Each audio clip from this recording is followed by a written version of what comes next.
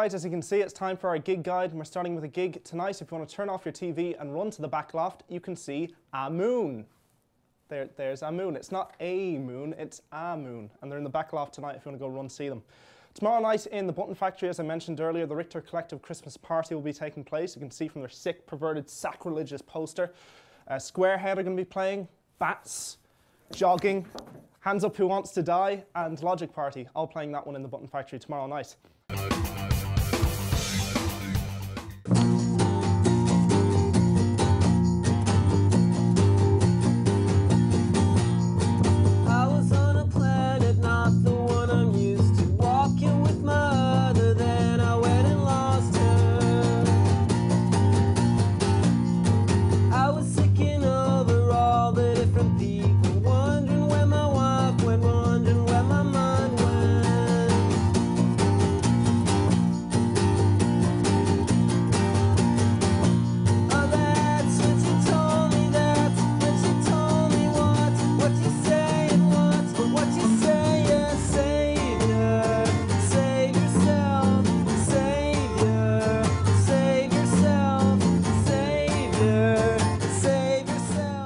He's asleep, like.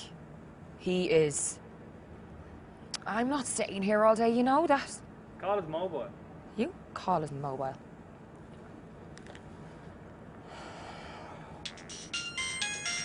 Whoa!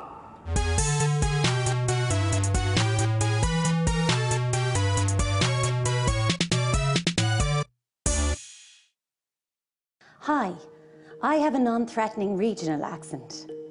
On May 31st, the government will ask you to vote on the Fiscal Stability Treaty. This impartial video has been produced to help you make an informed decision. What the fuck is your problem? Do you know what's going to happen if you vote no? Have you ever seen Mad Max, have you?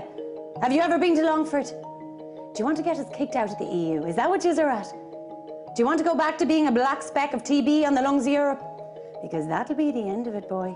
No more Aldi, no more Lidl, no more Papa, no more Nicole. And that suave fucker from the Kerrygold ads, he'll be out the door like someone's pissed in his butter. It'll be paedophile priests and Aaron sweaters drinking cuddle out of your potholes till the end of your days. And I'm not exaggerating. There'll be AIDS pouring out of the ATMs if you bog brains vote against this.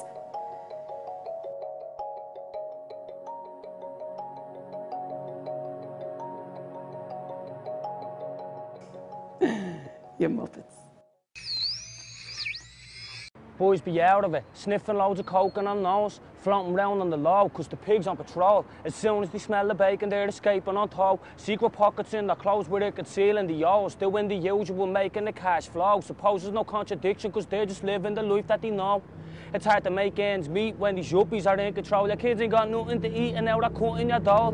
Things are taking a toll while you're locked on cans of Dutch gold. If you're unlucky with the money, the bookie's getting stole. In order to give certainty to the markets, the Irish government has agreed to stand aside in favour of this cabbage.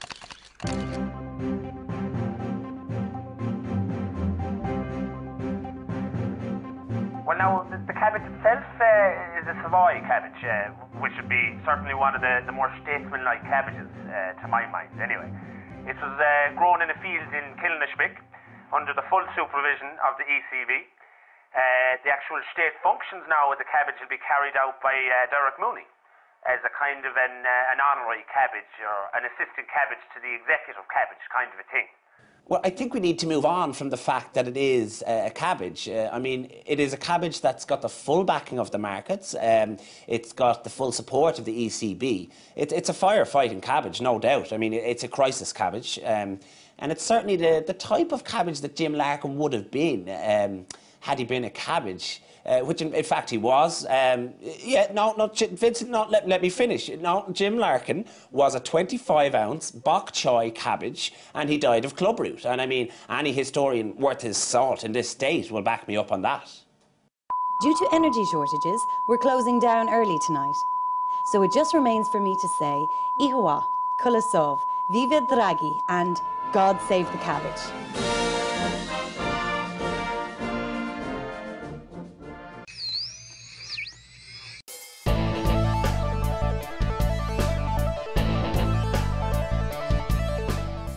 Hello and welcome one and all to this, the final episode of the series.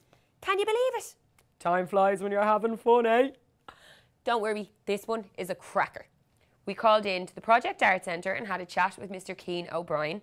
Jacinta is about to explain stage fright to everybody, and Lucy Montague Moffat took time out of her really busy schedule. She came into the studio a couple of weeks ago and we did an interview about her weird and wonderful new writings. And all of that is coming up right now. You want it on the phone, she tells me. Pick up, it's Ollie. Ollie with the mat who I met earlier. Come here, he says. Me and the Peaches is after someone. Would you like to be after someone with us? Who he is after? I says, I ask, someone you like being after. But someone I can't tell you because of the Peaches, he says. Because it's the Peaches fucking skit. This is a bit fucking skullduggerous, so he says. But it's the Peaches skit. Call up to me after me dinner? Yeah, after your dinner. Right, but what's up? After your dinner. Hang up.